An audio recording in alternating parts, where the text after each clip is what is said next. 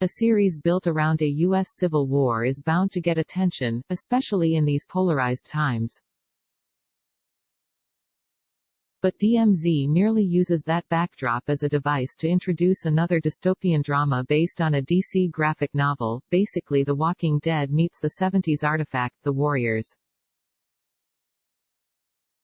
The result is an uninvolving miniseries that, at 4 parts, feels either too long or not nearly long enough.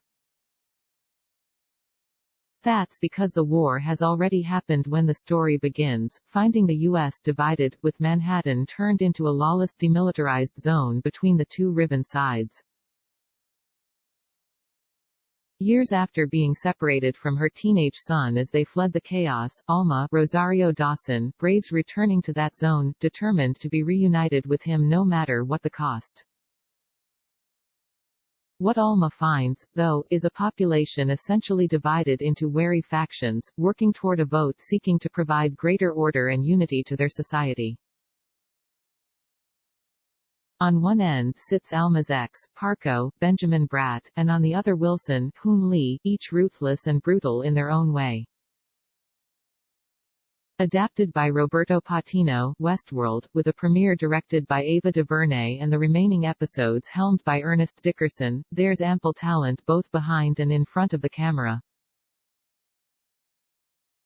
The net effect, however, is dramatically inert, perhaps in part because there have been so many variations on this theme, and because Alma's quest, and the idea of a mother desperate to reconnect with her now-grown child, overshadows the more interesting or distinctive aspects, turning it into a rather generic action thriller.